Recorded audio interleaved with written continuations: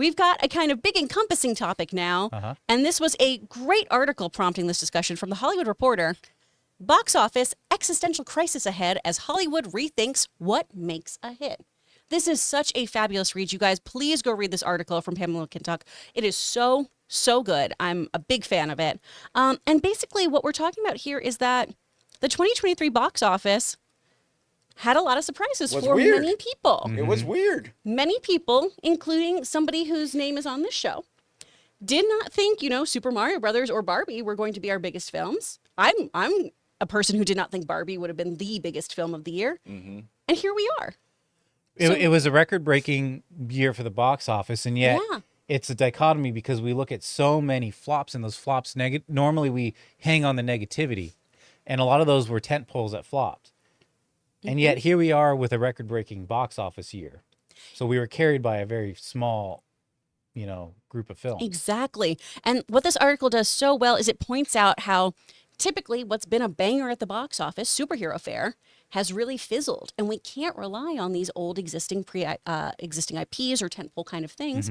Audiences wanted to be challenged or see something new or see something nostalgic in a different way. Yeah, and that's not to say that we still didn't see some big franchises get on the top 10. Sure. Fast X, Guardians. I could speak for Guardians, and I say it deserves to be in that because it was one of my favorite movies. Sure. Fast X, it was probably more of their history and their appeal overseas that actually got them where they're at. I know that one was a disappointment still, even as much money. They thought it'd probably make more. Yeah. Well, because of their budget. Right. It was out of control. I mean, even Mission Impossible was on the top, and that was considered a flop. So in the top 10 at least. A lot of people you can see, I have it up here. Little Mermaid made number 7. Yeah. At first everyone was like, oh, this is going to flop, and it didn't. Yeah. And I do, this article does say, it does call out superhero fatigue. Yes. I don't believe that. I actually wholeheartedly agree with John on that. That is not superhero fatigue. It's the fact that our superhero movies have gone back to basic. Yep. It's mediocrity fatigue. Yeah. Whereas the other films that were like Guardians of the Galaxy Volume 3, Spider-Man Across the Spider-Verse, et cetera, they didn't flop. They were massive. And people loved them. People still talk about them. And the thing, two things to point out. Props to Little Mermaid and Elemental. They were like the slow burners. They were like the ones that first week, it's a flop. But then and that could have something to do with the movies that surrounded them being so bad that people are like, I want to see something at least decent. Yeah. I mean, it's, for me, or maybe probably many people, it's hard to pull out $20 from your wallet to go see a movie these days. Yeah. People are getting very picky.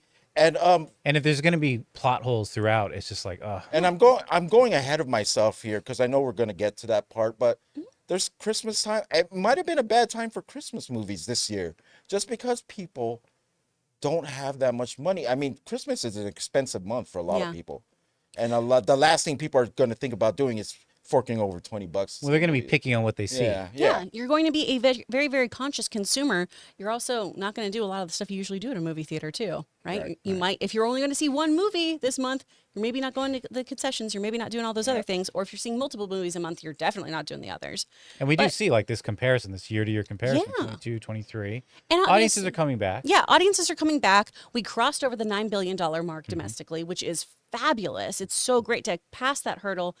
Post-COVID, post-strikes, What's interesting, too, is 2024 is going to be a very lean year. It's going to be a very lean year for films because we had months of no productions happening. Right, so everything got pushed. Marvel's only giving us one film. We're only getting Deadpool 3 from them. So it is going to be a leaner, choosier kind of thing. So that brings to mind then, okay, who do you release? Who do you put on streaming? What are the movies that we're going to really do a hard push on? Because, again, Super Mario Brothers and Barbie.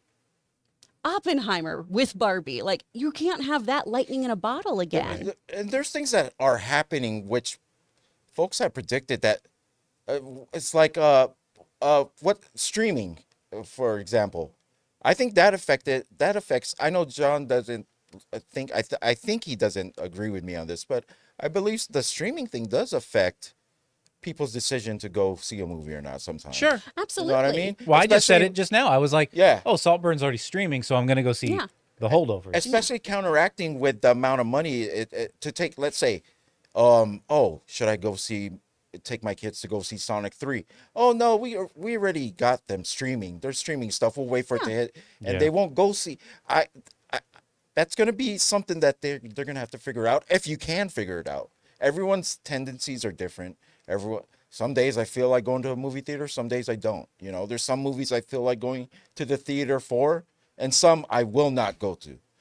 Killers of the Flower Moon, I'm sorry, Mr. Scorsese, I know you're like the GOAT of things, but that's just a movie where I saw the duration, and I'm like, I cannot appreciate this movie in the theater. I refuse. I'm going to leave twice. I'm going to go pee twice. And also the atmosphere of a theater, I like looking around, seeing what's going on, hearing things, and that's a movie that I want intimate, where I'm taking it all in and like appreciating the message or whatever it's giving me at home. Yeah. You know what I mean? And I'm sorry, that's just the way I am. And there's probably a lot of people that are like that. Well, sure, because the box office showed that. Yeah. Yeah, absolutely. So these are things that Hollywood needs to take into account, and hopefully they can find a balance where everyone's like, that's what I'm saying. It's really hard. There's so many aspects that affect the box office. Sure. Guys, we want to take a second to thank a sponsor of this video, Mint Mobile. On average, it takes about 30 days for a person to break their New Year's resolution. So if saving money was on your 2024 list, your odds aren't looking that great. Luckily, I have a 100% guaranteed way to save you money this year. Just switch to Mint Mobile. For a limited time, wireless plans from Mint Mobile are $15 a month when you purchase a 3-month plan. That's unlimited talk, text, and data for $15 a month. I've told you guys many times that after switching to Mint Mobile, I am spending less than a third on my cell bill than I used to with a major carrier. Say goodbye to your overpriced wireless plans, jaw-dropping monthly bills, and unexpected overages. All Mint plans come with unlimited talk and text plus high-speed data delivered on the nation's largest 5G network. And don't worry about having to change phones or numbers. Use your own phone with any Mint Mobile plan and bring your phone number along with all your existing contacts. So guys, to get this new customer offer and your new 3-month unlimited wireless plan for just $15 a month, go to mintmobile.com/Campea. That's mintmobile.com/Campea. Cut your wireless bills to $15 a month at mintmobile.com/Campea. Additional taxes, fees, and restrictions apply. See Mint Mobile for details. Yeah. I mean, that actually leads to the second part here under specialty movies, right? Indie films. We look at indie films have actually done fairly well. Asteroid City, surprisingly, was the top box office I still want to grosser. see that. You can stream it now. Yeah. But followed by Priscilla. Holdovers is fairly recent, and yet it's at 18 million. Yeah. It's great. Dumb Money, I wish had done double that, like 20, Same. 25 million. Bottoms was also got a lot of Bottoms is hilarious. accolades. I Yeah. gotta see that too. Oh, Poor Things is still in theaters, so But the point of this is that it's the way they're releasing these films. So they're releasing them in a way that harkens back to the past of how they used to do it.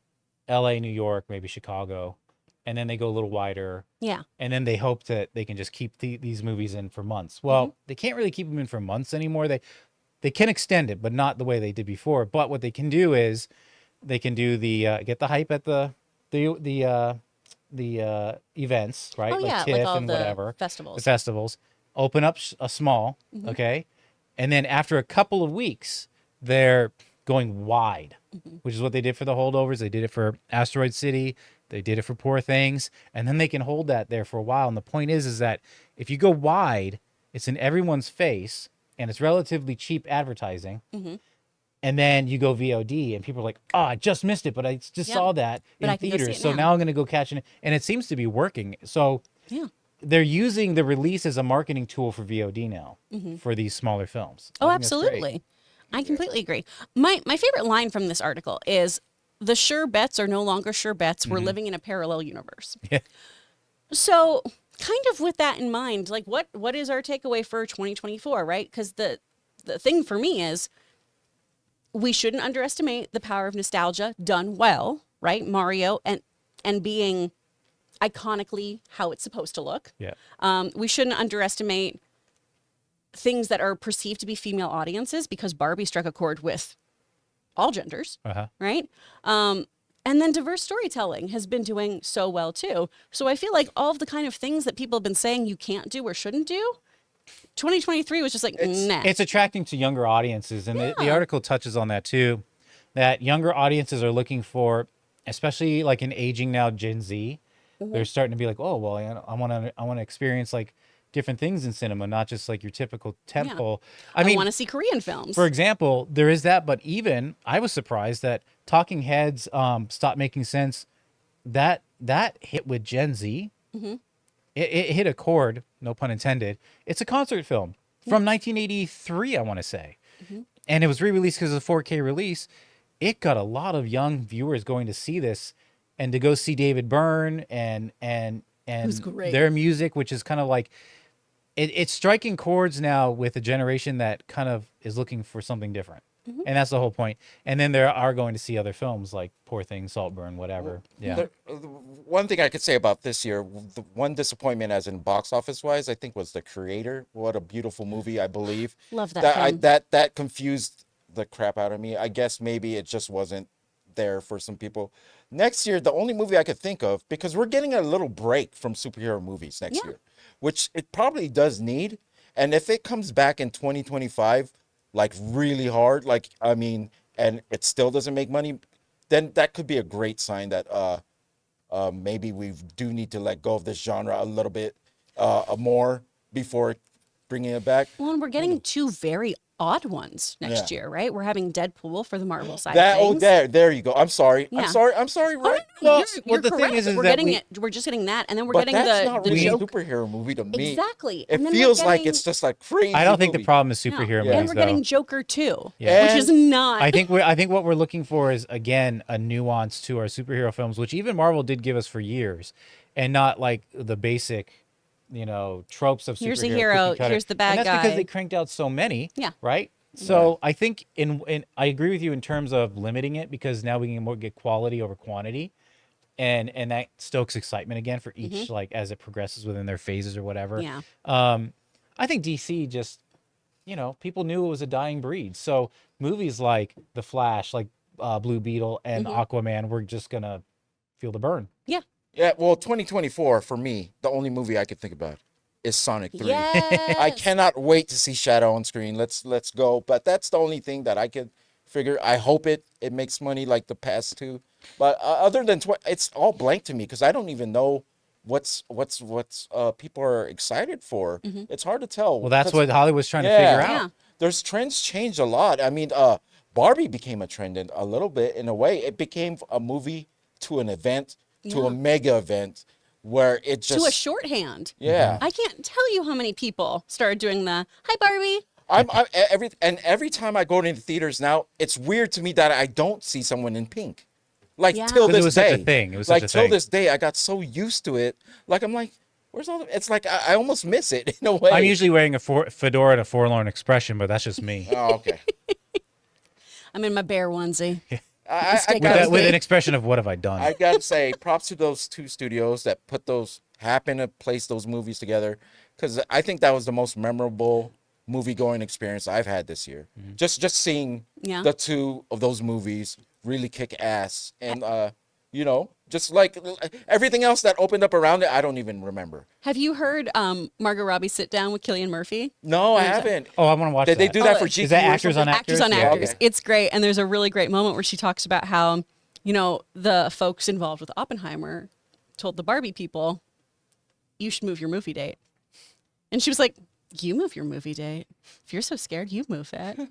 and that's kind of how this Yeah. playful rivalry formed. And it's just Cillian Murphy being like, brilliant, good move. Yeah. No, it worked because you got Yeah. Barbenheimer. And it elevated both of them. It was so fun. I don't know if you want to touch on the rankings of the studios. Oh yeah. this Oh, year. we totally can. Let's look But at that. Real quick. I do find this interesting because in a year where we pretty much have said poor Disney, they're not what they used to be. Yeah. And it's like, see, it shows because they finally slipped after 8 years to second place by $100 million. That's Those it. poor babies. $100 million after all their troubles. And the winner, Universal, rightly so, okay. But they released, what, 8? I'm trying to do math here. 7 films more Yeah. than Disney. So that would have grossed them maybe, I don't know, $11-12 million more on each of those films Yeah. to take first place. That's a caveat on that second place. Then we see Paramount, who, well, now we know why they're probably going to get bought out buddies. soon. Aw. But Sorry, but it is Paramount, kind we of love a you. interesting topic because we talk about how much Disney is failing or this and that, and it's like, well, yes, you could say that, but when you look at the numbers, it's only by like not even $100 million.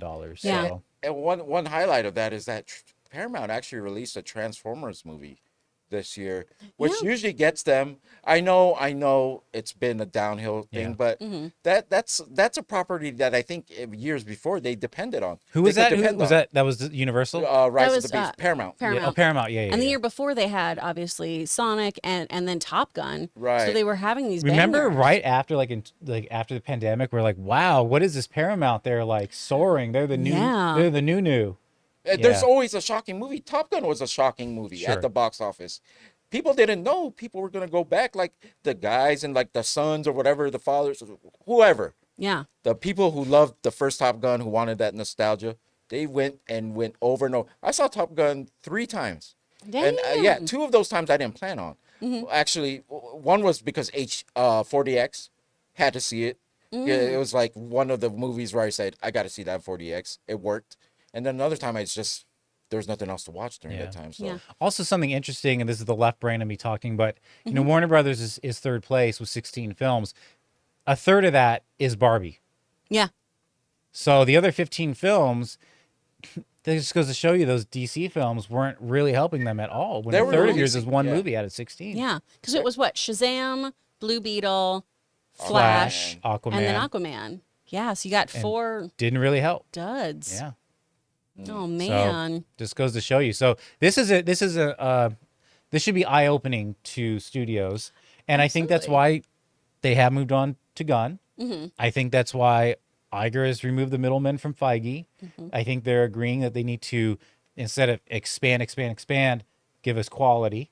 Yes. So I do think good things are on the way in this genre, and I do think good things are on the way for these films, and I hope this is a new era of indie film. I coming really out. do too. love Because that. what I've seen so far, I've thought are really interesting. I mean, you can get like indie film, but it's like coming of age indie films or whatever. That was kind of big for a while, remember? Yeah. But I love that these films now are very interesting. I'm also very excited to see next year that one film that no one saw coming. What's that? There's right. There's Yeah, always yeah. one, Yeah. and now I'm kind of ready for it. I'm like, which is gonna be the film that everyone says is gonna flop, or the Or thing that or does- what hits the zeitgeist. and goes Yeah. which is beyond, like, yeah. expected gross. I mean, Yeah. it's happened every year. I mean, it doesn't have to hit $1 billion, but way more than what people thought. It's just amazing to me. It just shows you trends. You can't depend on trends anymore. You can't. It's just sometimes it's just a crapshoot. You know? Exactly. And these movies take so many years in planning. It's not like you could change your direction like right away. Like, oh, people are liking to watch this. Let's bring something like no. You have your slate and you have to stick with it. And that's and it. you gotta fall by it too if they're gonna fall. Exactly. So it'll be interesting. I mean, yeah, it'll be an interesting year next year. For sure. Well, y'all, let us know what you think about what 2024 needs to do to get butts and seats at theaters. How are movies going to work? What is going to compel people to go? What is going to drive the box office? Can we rely on old tentpoles? Do we have to dive into indie films? What do you think the solution is? Make Bob Iger talk to you. All right? Let us know. He doesn't talk to us. He doesn't talk to us. He's like, man, that Chris girl called me out about my yacht, and I don't like her now. I'm pretty sure he voted for Chris as a dick. Yeah, I think he was one did of the vote for Chris as a 35%. dick. Yeah. Hey guys, thanks so much for watching this video. Make sure you like the video, leave a comment, and subscribe to our channel. And don't forget, we have a daily podcast called the John Campea Show podcast, available on Apple Podcasts, Spotify, or your favorite podcasting app of choice. Go and subscribe to it today so it'll be there when you need it.